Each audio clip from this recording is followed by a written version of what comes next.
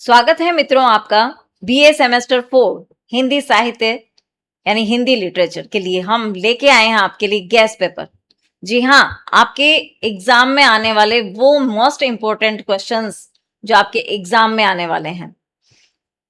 Channel को like and subscribe करिए।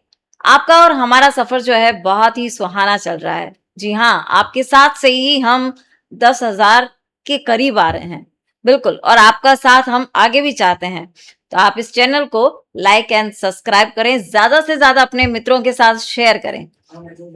महामैराथन आपके लिए जल्दी ही लेकर आ रहे हैं हम। अभी हम गेस्ट पेपर से डिस्कस करते हैं। चलिए, उपन्यास साहित्य बीए सेमेस्टर 4, इसमें आपके 5 इकाई है और इस पे हम पहली इकाई में क्या आएगा? उपन्यास का अर्थ, परिभाषा, स्वरूप, तत्व एवं शिल्प। तो आपकी पहली इकाई जो है उसमें आपके ये पढ़ने वाले हैं। दूसरी इकाई में है रंगभूमि प्रेमचंद द्वारा। इकाई 3 में है त्यागपत्र है जैनेन्द्र कुमार द्वारा। इकाई 4 है अनाम दास का पोथा हजारी प्रसाद द्विवेदी। और 5वीं इकाई आपकी रहेगी महाभोज मनु भंडारी। देखिए, यूनिट 1 से आपके लिए हम 30 most important MCQs question answer लेकर आए हैं जो कि आपके एग्जाम में रहने वाले हैं। अब इन पर हम चर्चा करते हैं। उपन्यास शब्द का अंग्रेजी पर्याय क्या है? नॉवल। हिंदी का प्रथम मौलिक उपन्यास कौन सा माना जाता है? भाग्यवती। उपन्यास का प्रमुख तत्व कौन सा माना जाता है? कथानक। उपन्यास का शाब्दिक अर्थ क्या है? जी हाँ, उपन्यास का शाब्दिक अर्थ क्या है? निकट रखी गई कथा या विस्तृत गद्य कथा। जी बिल्कुल, निकट रखी गई कथा या विस्तृत गद्य कथा। इनमें से आप कोई सा भी आंसर दे सकते हैं। अगला प्रश्न रहेगा, उपन्यास के प्रमुख तत्व कितने माने जाते हैं? 6 माने जाते हैं। उपन्यास का सबसे महत्वपूर्ण तत्व कौन सा माना है? कथानक। उपन्यास में पात्रों के संवाद को क्या कहा जाता है? वार्तालाप। हिंदी उपन्यास का उद्भव किस शताब्दी में हुआ था? 19वीं शताब्दी में। हिंदी के यथार्थवादी उपन्यासकार किसे कहा जाता है? प्रेमचंद को। गोदान का नायक कौन है? हॉरी। देखिए, ये आपके वो एमसीक्यूज क्वेश्चंस हैं जो आपके एग्जाम में आने वाले हैं। इसी क्रम को आगे बढ़ाते हुए करते हैं हम। गबन का प्रमुख पात्र कौन है? जल्पा। चित्रलेखा के रचयिता कौन है? भगवती चरण वर्मा। झूठा सच के लेखक कौन है? यशपाल। तमस के रचयिता कौन है? भीष्म साहनी। मनोवैज्ञानिक उपन्यास के प्रमुख प्रवर्तक कौन माने जाते हैं? जैनेन्द्र कुमार। आंचलिक उपन्यास के प्रमुख लेखक कौन है? फणीश्वर नाथ रेणु। मेला आंचल किस प्रकार का उपन्यास है? आंचलिक उपन्यास है। ऐतिहासिक उपन्यास में किसका चित्रण होता है? इतिहास का। सामाजिक उपन्यास का मुख्य विषय क्या होता है? सामाजिक जीवन। समस्या प्रधान उपन्यास का केंद्र क्या होता है? सामाजिक समस्याएं। देखिए, ये आपके एमसीक्यूज हैं जो आपके मोस्ट इंपोर्टेंट है। इसी क्रम में आगे बढ़ते हैं हम। मनोवैज्ञानिक उपन्यास का आधार क्या होता है? मानसिक विश्लेषण। ग्रामीण जीवन पर आधारित उपन्यास किस श्रेणी में आते हैं? आंचलिक उपन्यास में। उपन्यास में लेखक की अभिव्यक्ति का माध्यम क्या है? शैली। उपन्यास का उद्देश्य माना जाता है जीवन का यथार्थ चित्रण। प्रेमचंद के उपन्यासों की प्रमुख विशेषता क्या है? यथार्थवाद। जैनेन्द्र के उपन्यासों की प्रमुख विशेषता क्या है? मनोवैज्ञानिक विश्लेषण। हिंदी उपन्यास के विकास में प्रेमचंद युग को किस नाम से जाना जाता है? यथार्थवादी युग से। उपन्यास का मूल आधार क्या होता है? जीवन। हिंदी उपन्यास के विकास में स्वतंत्रता के बाद कौन सी प्रवृत्ति प्रमुख हुई? विविध प्रवृत्तियों का विकास। उपन्यास का अंतिम उद्देश्य क्या माना जाता है? जीवन का कलात्मक एवं यथार्थ चित्रण। यूनिट 1 में हमने आपके लिए टॉप 3 लघुतरात्मक प्रश्न सेलेक्ट किए हैं, वो आपके रहने वाले हैं। पहला है, हिंदी उपन्यास की विकास यात्रा का संक्षिप्त वर्णन कीजिए। दूसरा रहेगा, उपन्यास के तत्वों का संक्षिप्त परिचय दीजिए। तीसरा है, हिंदी के मनोवैज्ञानिक तथा आंचलिक उपन्यासों पर संक्षिप्त टिप्पणी करिए। देखिए, हम आपको इसमें सिर्फ क्रम बताए गए हैं कि इस आधार पर आप आंसर देंगे। विस्तृत जो उत्तर कैसे लिखना है आपको विस्तार रूप से, वो हम महामैराथन क्लास में चर्चा करेंगे। यूनिट 1 से ही आपके 2 मोस्ट इंपोर्टेंट निबंधात्मक प्रश्न सिलेक्ट किए हैं, वो आपके हैं। पहला है, हिंदी उपन्यास की विकास यात्रा का विवेचन कीजिए तथा प्रमुख सोपानों का विश्लेषण कीजिए। देखिए ये वो दो इंपॉर्टेंट क्वेश्चन है जो कि आपके एग्जाम में रहने वाले हैं। जी हाँ, दूसरा प्रश्न है उपन्यास की परिभाषा देते हुए उसके स्वरूप, तत्व एवं शिल्प का समालोचनात्मक विवेचन कीजिए।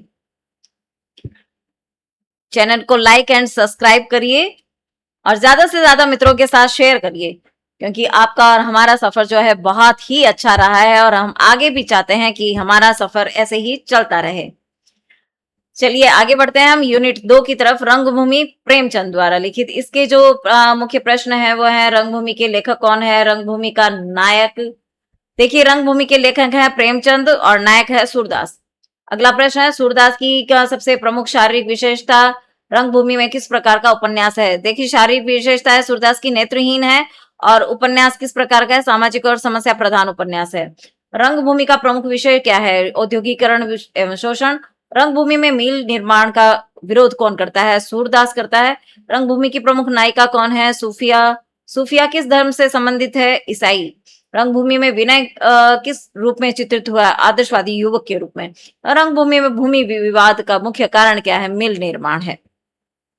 इसी क्रम में आगे बढ़ते हैं।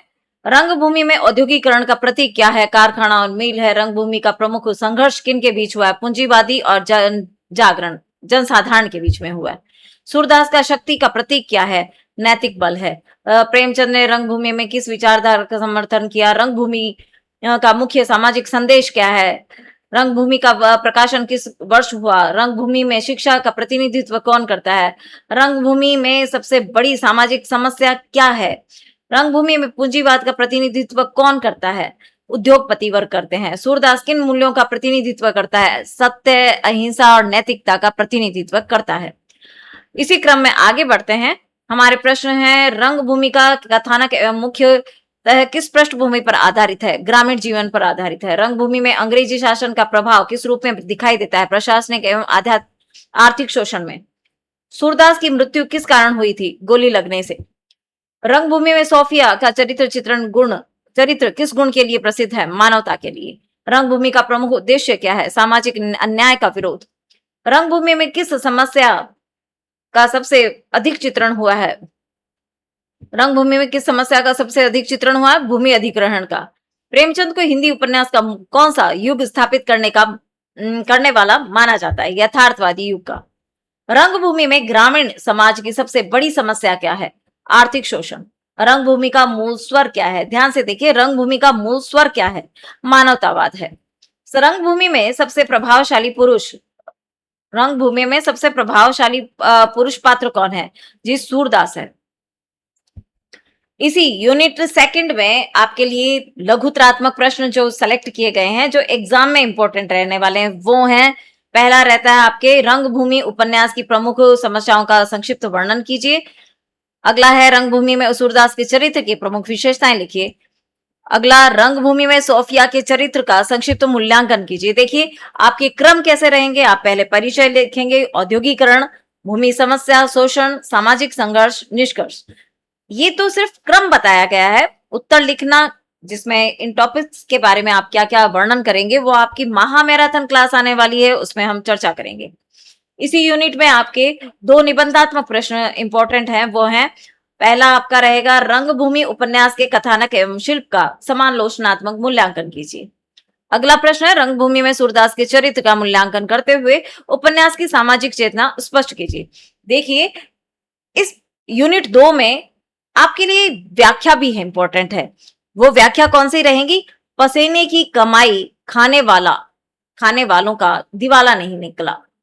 पसीने की कमाई खाने वालों का दिवाला नहीं निकलता, दिवाला उनका निकलता है जो दूसरों की कमाई खा खा कर मोटे पड़ते हैं। देखिए ये वो पंक्तियां हैं, वो व्याख्याएं हैं जो आपके एग्जाम में पूछी जाएंगी। विस्तार रूप में हम व्याख्या का किस तरीके से करेंगे वो आपको मैं महा मैराथन क्लास में बताने वाले हैं। अगली व्याख्या आएगी भोजन, निंद्रा और विनोद। भोजन, निंद्रा और विनोद, यही है मनुष्य जीवन के 3 तत्व। मैं धर्म को बुद्धि से बिल्कुल अलग समझता हूं। ये आपकी व्याख्या की पंक्तियां हैं जो कि हम विस्तार रूप से महा मैराथन क्लास पे चर्चा करेंगे। चैनल को लाइक एंड सब्सक्राइब करें, ज्यादा से ज्यादा मित्रों के साथ शेयर करें। यूनिट 3 की तरफ चलते हैं। त्यागपत्र। त्यागपत्र है जैनेन्द्र कुमार द्वारा रचित। अब इनमें हमने मोस्ट इंपॉर्टेंट क्वेश्चंस किए हैं, एमसीक्यूज, वो देखते हैं। त्यागपत्र के लेखक कौन है? जैनेन्द्र कुमार। त्यागपत्र किस प्रकार का उपन्यास है? मनोवैज्ञानिक उपन्यास है। त्यागपत्र की नायिका कौन है? मृणाल। त्यागपत्र का प्रमुख पुरुष पात्र कौन है? प्रमोद। त्यागपत्र का प्रमुख विषय क्या है? जी, नारी जीवन एवं मानसिक संघर्ष है। जैनेन्द्र कुमार किस उपन्यास धारा के प्रमुख लेखक हैं? मनोवैज्ञानिक धारा के। त्यागपत्र में मृणाल किसका प्रतीक है? नारी स्वाभिमान का प्रतीक है। त्यागपत्र में नारी की किस भावना को प्रमुखता दी गई है? आत्मसम्मान को। त्यागपत्र में सर्वाधिक महत्व किसका है? मनोविश्लेषण का। त्यागपत्र का मूल स्वर क्या है? विद्रोह एवं स्वतंत्रता है। इसी क्रम में आगे बढ़ते हैं। चलिए, त्यागपत्र में रघुनाथ कौन है? मृणाल का पति है। मृणाल का पति का ही नाम है रघुनाथ। प्रमोद का मृणाल से क्या संबंध है? भाई वो भांजा है। त्यागपत्र में सावित्री कौन है? पात्र। त्यागपत्र में उमा कौन है? पात्र है वो भी। त्यागपत्र में नारी किस व्यवस्था का विरोध करती है? सत्तात्मक व्यवस्था का, कि पुरुष प्रधान है तो उसका विरोध करती है। अगला प्रश्न आपके रहेगा, त्यागपत्र में प्रमुख संघर्ष किसका है? व्यक्ति और समाज का संघर्ष है। जैनेन्द्र के उपन्यासों की प्रमुख विशेषता क्या है? भाई मनोवैज्ञानिक विश्लेषण है। त्यागपत्र में मृणाल का व्यक्तित्व कैसा है? स्वाभिमानी। त्यागपत्र का में प्रमुख चेतना क्या है? नारी मुक्ति है। त्यागपत्र का मुख्य कथ्य क्या है? नारी की स्वतंत्रता, सत्ता है। ये आपके प्रश्न हैं और उत्तर आपको बता दिए जा रहे हैं। इसी क्रम में है, त्यागपत्र में गांधीवादी प्रभाव किस रूप में मिलता है? नैतिक संघर्ष में। त्यागपत्र का प्रकाशन लगभग किस दशक में हुआ? 1930 दशक में। त्यागपत्र का प्रमुख शिल्प क्या है? मनोविश्लेषणात्मक शिल्प है। जैनेन्द्र की भाषा की प्रमुख विशेषता क्या है? सरल एवं आत्मविश्लेषणात्मक है। त्यागपत्र में संवादों की विशेषता क्या है? संक्षिप्त एवं प्रभावशाली है। त्यागपत्र में मृणाल किसका विरोध करती है? रूढ़ सामाजिक मान्यताओं का। त्यागपत्र में प्रमुख संवेदना क्या है? आंतरिक संघर्ष चल रहा है। त्यागपत्र में मौन का महत्व क्या है? मानसिक पीड़ा और अभिव्यक्ति है। त्यागपत्र का केंद्रीय विचार क्या है? जी हाँ, केंद्रीय विचार पूछा है तो व्यक्ति की स्वतंत्रता है। त्यागपत्र का हिंदी साहित्य में किस रूप में प्रसिद्ध है? श्रेष्ठ मनोवैज्ञानिक उपन्यास के रूप में। देखिए, यूनिट 3 से आपके लिए टॉप 3 लघुतरात्मक प्रश्न सेलेक्ट किए गए हैं जो आपके एग्जाम में आने वाले हैं। पहला है, त्यागपत्र उपन्यास की केंद्रीय चेतना का संक्षिप्त वर्णन कीजिए। दूसरा है, मृणाल के चरित्र की प्रमुख विशेषताएं लिखिए। तीसरा प्रश्न आपके रहेगा, त्यागपत्र को मनोवैज्ञानिक उपन्यास सिद्ध कीजिए। क्रम आपके कैसे रहेंगे उत्तरों के, वो आपको इसमें बताए गए हैं। विस्तार रूप में आपको महामैराथन क्लास में बताया जाएगा। इसी यूनिट से आपके लिए 2 महत्वपूर्ण निबंधात्मक प्रश्न लिए गए हैं जो कि आपके एग्जाम में रहने वाले हैं। पहला प्रश्न है, त्यागपत्र उपन्यास में मृणाल के चरित्र का समालोचनात्मक मूल्यांकन कीजिए। अगला प्रश्न है आपका, त्यागपत्र उपन्यास की समीक्षा कथावस्तु, पात्र, योजना, उद्देश्य एवं शिल्प की दृष्टि से कीजिए। देखिए, इसी यूनिट से आपके लिए व्याख्या रहने वाली है जो कि इंपॉर्टेंट है, वो बताते हैं। मैं बुआ होना नहीं चाहती, छी देख चिड़िया कितनी ऊंची उड़ी जाती है, मैं चिड़िया होना चाहती हूँ। ये व्याख्या है आपकी, इसी यूनिट से ली गई है जो कि आपके एग्जाम में आने वाली है। और इसका विस्तार जो वर्णन होता है, व्याख्या कैसे करनी है, किस तरीके से करनी है, वो आपको महामैराथन क्लास में बताई जाएगी।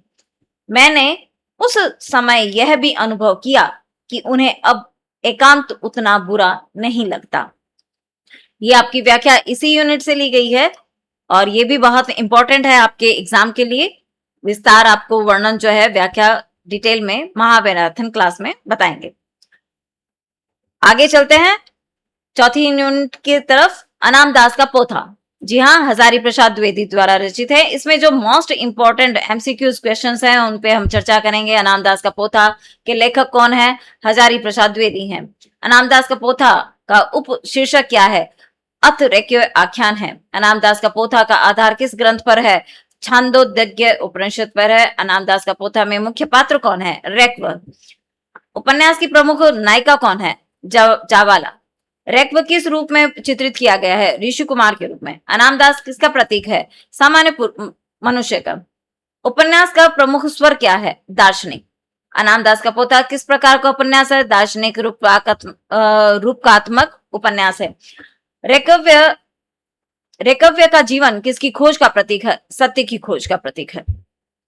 इसी क्रम में आगे बढ़ते हैं। उपन्यास में जीवन का सर्वोच्च लक्ष्य क्या माना गया है? आत्मज्ञान माना गया है। रेकव्य पहली बार किससे मिलता है? जावाला से मिलता है। रेकव्य जावाला को क्या समझ बैठता है? जी हाँ, क्या समझ बैठता है? देवलोक का प्राणी समझ बैठता है। रेकव्य किस बात से अनभिज्ञ है? लोक व्यवहार के। उपन्यास में जावाला किसका प्रतीक है? संवेदना एवं प्रेम का। अनामदास का पोथा किसका दार्शनिक विवेचन करता है? जीवन दर्शन का। हजारी प्रसाद द्विवेदी हिंदी साहित्य में किस रूप में प्रसिद्ध है? निबंधकार के रूप में। उपन्यास की भाषा की प्रमुख विशेषता क्या है? देखिए, संस्कृत एवं लोक भाषा का समन्वय है। उपन्यास में किस प्रकार की शैली अपनाई गई है? रूपकात्मक शैली अपनाई गई है। अनामदास का पोथा में रेकव्य का जीवन किस दिशा में विकसित है? आत्मिक साधना के रूप। इसी क्रम में हम आगे बढ़ते हैं। उपन्यास में ज्ञान का आधार क्या माना गया है? अनुभव। अनामदास का पोथा किसका विरोध किया गया है? कर्मकांड एवं अंधविश्वासों का। उपन्यास का प्रमुख संदेश क्या है? मानवीय जीवन का सत्य। उपन्यास में आध्यात्मिक चेतना का माध्यम कौन है? रेकव्य है। अनामदास का पोथा में किस प्रकार का संघर्ष प्रमुख जो है वो आत्मिक संघर्ष है। उपन्यास का मूल उद्देश्य क्या है? जीवन दर्शन की स्थापना करना है। रेकव्य की सबसे प्रमुख विशेषता क्या है? सरलता। उपन्यास में मानव जीवन का सर्वोच्च मूल्य क्या है? मानवता। अनामदास का पोथा में सत्य की प्राप्ति किससे होती है? अनुभव एवं साधना से होती है। अनामदास का पोथा हिंदी साहित्य में किस रूप में प्रसिद्ध है? दार्शनिक रूप में प्रसिद्ध है। देखिए, यूनिट 4 में आपके लिए जो टॉप 3 लघुतरात्मक प्रश्न लेकर आए हैं जो कि एग्जाम में रहने वाले हैं, वो है रेकव्य के चरित्र की प्रमुख विशेषताओं का वर्णन कीजिए। दूसरा है अनामदास का पोथा के कथानक की प्रमुख विशेषताएं लिखिए। तीसरा है जवाला के चरित्र का संक्षिप्त मूल्यांकन कीजिए। विस्तार रूप में हम महामैराथन क्लास पे इस पे चर्चा करेंगे। यूनिट 4 में टॉप 2 निबंधात्मक प्रश्न लिए गए हैं जो कि आपके एग्जाम में रहने वाले हैं। अनामदास का पोथा उपन्यास के कथानक एवं पात्र योजना का समालोचनात्मक मूल्यांकन कीजिए। दूसरा प्रश्न रहेगा आपका हजारी प्रसाद द्विवेदी के उपन्यासकार रूप का परिचय देते हुए अनामदास का पोथा की दार्शनिक चेतना एवं जीवन दर्शन का विवेचन कीजिए। देखिए, आपके चौथे यूनिट से ही जो व्याख्या रहने वाली है वो कौन सी है? एक और आश्चर्य मुनि को यह हुआ कि जिस कपड़े से वे हवा कर रहे थे वह सूख गया। ये क्या है? आपकी व्याख्या रहने वाली है। इस पे हम विस्तार रूप से महामैराथन क्लास में चर्चा करेंगे। इसी व्याख्या यूनिट से व्याख्या ली गई है दूसरी। अनामदास बहुत पहले से ही लिखते आ रहे हैं। उनके पोथे का एक मनोरंजक अंश है रेकव्य आख्यान। देखिए, हमने व्याख्याओं के ऊपर भी चर्चा जो है वो आपको बता दी है। चर्चा हम महामैराथन क्लास में करेंगे। आगे बढ़ते हैं हम यूनिट 5 की तरफ। महाभोज जो मनु भंडारी द्वारा रचित है, इसके एमसीक्यू क्वेश्चंस देखते हैं। महाभोज लेखक कौन है? महाभोज के लेखक कौन है? मनु भंडारी। महाभोज किस प्रकार का उपन्यास है? राजनीतिक उपन्यास है। महाभोज का केंद्रीय विषय क्या है? सत्ता और राजनीति। महाभोज में विशेषर की मृत्यु कहाँ हुई? जेल में। महाभोज में प्रमुख राजनीतिक पात्र कौन है? दासाहा। महाभोज के लखन का रोल क्या करता है? राजनीतिक कार्य करता है। महाभोज में सत्ता का प्रमुख उद्देश्य क्या दिखाया गया है? स्वार्थ। महाभोज में लोकतंत्र की सबसे बड़ी समस्या क्या है? राजनीतिक भ्रष्टाचार है। महाभोज में किसका सबसे अधिक शोषण हुआ है? जनता का। महाभोज में मीडिया का महत्व क्या होता है? मीडिया का महत्व क्या है? सच्चाई का दर्पण दिखाना। मीडिया सच्चाई का दर्पण दिखाती है। महाभोज में राजनीति किसका माध्यम बनती है? किसका माध्यम बनती है? अवसरवाद का। महाभोज का प्रमुख संदेश क्या है? सामाजिक न्याय। दास साहब किसका प्रतीक है? सत्ता लोलुप राजनीति का। महाभोज में प्रशासन की भूमिका कैसी दिखाई गई है? प्रशासन की भूमिका कैसी है? पक्षपातपूर्ण है। महाभोज में बिन्नी कौन है? बिन्नी प्रमुख महिला पात्र है। महाभोज में चुनाव किसका प्रतीक है? सत्ता संघर्ष का। उपन्यास में किसका गठजोड़ दिखाया गया है? सत्ता और मीडिया का। गठजोड़ जो होता है वो सत्ता और मीडिया का दिखाया गया है। महाभोज में सबसे प्रमुख सामाजिक समस्या क्या है? अन्याय। महाभोज में आम जनता की स्थिति कैसी दिखाई गई है? शोषित। महाभोज में राजनीतिक षड्यंत्र मुख्य उद्देश्य क्या होता है? सत्ता प्राप्त करना। इसी क्रम में हम आगे बढ़ते हैं। महाभोज का प्रमुख स्वर क्या है? प्रति प्रतिरोध है। महाभोज में लोकतांत्रिक व्यवस्था की कौन सी कमजोरी दिखाई गई है? भ्रष्टाचार। मनु भंडारी किस साहित्यिक विधा की प्रसिद्ध लेखिका है? कहानी एवं उपन्यास की। महाभोज में सत्ता का चरित्र कैसा है? क्रूर है। महाभोज में न्याय एवं व्यवस्था की कैसी दिखाई गई है? प्रभावित। महाभोज का प्रमुख संघर्ष जनता और सत्ता के बीच। उपन्यास में किसका दमक दिखाया गया है? जन आवाज का। सबसे बड़ा राजनीतिक हथियार क्या है? षड्यंत्र है। महाभोज में लेखक ने किसका समर्थन किया है? लोकतांत्रिक मूल्यों का। किसका समर्थन किया? लोकतांत्रिक मूल्यों का। महाभोज में हिंदी साहित्य में किस रूप में प्रसिद्ध है? श्रेष्ठ राजनीति के रूप में प्रसिद्ध है। इसी यूनिट में हम लघुत्रात्मक 3 ऐसे टॉप क्वेश्चन लेकर आए हैं जो आपके एग्जाम में रहने वाले हैं। पहला है महाभोज उपन्यास की प्रमुख राजनीतिक समस्याओं का वर्णन कीजिए। अगला है दा साहब के चरित्र की प्रमुख विशेषताओं का वर्णन कीजिए। अगला, महाभोज के लोकतांत्रिक व्यवस्था का चित्रण कीजिए। ये 3 टॉप लघुत्रात्मक प्रश्न हैं जो कि आपके एग्जाम में आएंगे। इसी क्रम में इसी यूनिट से 2 निबंधात्मक प्रश्न लिए गए हैं। वो है महाभोज उपन्यास में राजनीतिक भ्रष्टाचार एवं सत्ता संघर्ष का समालोचनात्मक मूल्यांकन कीजिए। इसी क्रम में रहता है आपके महाभोज उपन्यास की समीक्षा, कथा वस्तु, पात्र, योजना, उद्देश्य एवं शिल्प की दृष्टि से विवेचन कीजिए। देखिए, इसी यूनिट से आपकी ये 2 निबंधात्मक है। इसी यूनिट से आपकी जो व्याख्या आने वाली है, मोस्ट इंपोर्टेंट, वो पहली है, स्वार्थ को इतनी छूट देना ठीक नहीं कि वह विवेक को ही खा जाए। अखबारों को तो आजाद रहना ही चाहिए। ये आपकी व्याख्या की पंक्तियां हैं जिस पे हम विस्तार से चर्चा महामैराथन क्लास में करेंगे। इसी यूनिट से एक व्याख्या है जो कि इंपॉर्टेंट है। बहुत आवेश में हो, दोष तुम्हारा नहीं, उम्र का है, आवेश राजनीति का दुश्मन है। जी हाँ, हमने आज जो चर्चा की है वो आपकी इसी पे की है कि आपके गेस्ट पेपर तैयार किया गया है आपके एग्जाम के लिए। जो आपके एग्जाम में आने वाले क्वेश्चंस है ना, उसी को ही इस गेस्ट पेपर में दिया गया है। प्लीज आप इसको अपने दोस्तों के साथ शेयर करें, ज्यादा से ज्यादा शेयर करें, क्योंकि आपके एग्जाम में यही प्रश्न रहने वाले हैं। आप इस चैनल को लाइक एंड सब्सक्राइब करें। हमारा सफर आपके साथ बहुत ही अच्छा चल रहा है और आशा ही नहीं, पूरा विश्वास है आपको भी बहुत अच्छा लग रहा होगा। तो आप हमारे इस चैनल को लाइक एंड सब्सक्राइब करें। और हम 10,000 के करीब जा रहे हैं, तो बिल्कुल ये आपके ही सहयोग से हुआ है। आपका मोटिवेशन हमारे लिए बहुत एक एनर्जी देता है हमको आगे बढ़ने के लिए। बिल्कुल हमारा साथ ऐसे ही बना रहे। तो ढेर सारी शुभकामनाओं के साथ हम मिलते हैं महामैराथन क्लास में। धन्यवाद। राधे राधे।